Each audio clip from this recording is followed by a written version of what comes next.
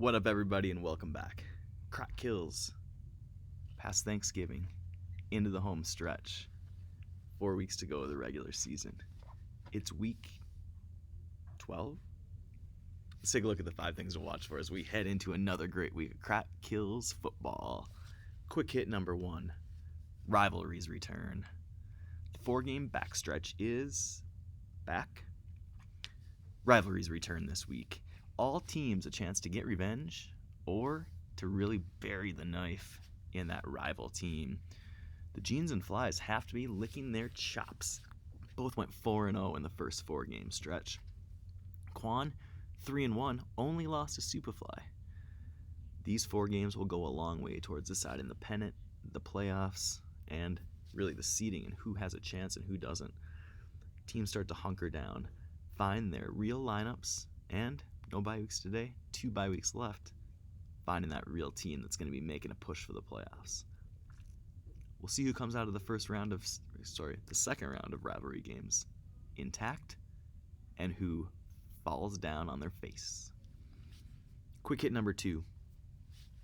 Big leads. Thanksgiving Thursday always ends with some teams feeling great, some feeling awful. 5 of 6 teams already have wide margins, but they can be deceptive. There's a big gulf in players that have played and players that haven't. Sometimes it's even 4 or 5 players for certain teams. Flies and NC, the one game that's even, both good showings on Thanksgiving. With no bye weeks today, we'll see full rosters, full teams, and maybe a little bit of a playoff preview. Of course, pennant won't be decided today, but as we said before, it could go a long way to working towards it. Quick hit number 3. Playing spoiler. Feels like this is a weekly occurrence at this point. Once again, Apes and Cops. Little more than a bump in a road for most teams throughout the year. Cops, of course, their only win versus the Apes. Today, a chance to throw a spanner in the works. Mean Jeans are coming off a big win, looking to build momentum for the playoffs, but the Apes will try to put a stop to that momentum. The Cops, in a similar spot, taking on the Tinfoil Kings. 6-5, but a win by the Cops would knock them back to 500. Into that mire in the middle of the standings. We'll see what happens. Both teams have been less than stellar this season, but have shown flashes. We'll see if either of them can get a win today, play spoiler, and hurt the playoff chances of their opponents. Of course, they get 3 more chances for Rivalry Week to play spoiler as well. Quick hit number 4. Tightening up. King Quan has won 8 straight, but the tenor of the wins has been changing.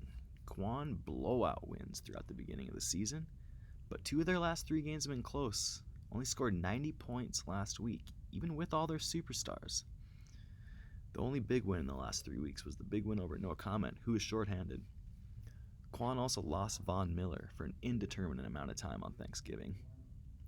Taking on the Dimebags, who maybe have a little bit more to play for today. The Bags need win mode to keep pace, but not off to a good start thanks to Tony Pollard. We'll see if they can bounce back, or if Quan rolls to another win and just gets 1 step closer to a pennant. Quick hit number 5. Setting the course. No Comment got back on track last week with a win to move to 7-4 and sole possession of 3rd place. But all that can change today with Superfly in town. No Comment taking on the Flies. They lost big in week 1. The strange thing is, this is the same team for No Comment, same players at least, but a different team. No Comment lost Keenan Allen immediately in week 1. Ramondre Stevenson was not the back that he was. Derrick Henry was shut down. If all 3 of these players can turn it around, as Ramondre Stevenson already has, No Comment will see if they can knock off Superfly, stay in that 3rd spot, and maybe get a little bit closer to that first round bye, which is still a possibility. Fly's win, though, would be huge, would keep them in the run for the pennant. No Comment, hoping to take a step towards the playoffs. Finally, the player to watch. It's Rashad White. Shittown rolls Rashad White for his first start, and it could be a big one. White on the dime bags earlier this season. Now in Shittown is yet to start, but will today with Leonard Fournette potentially out.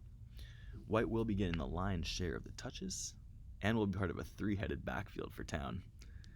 Town does trail big early, but only 3 players have played.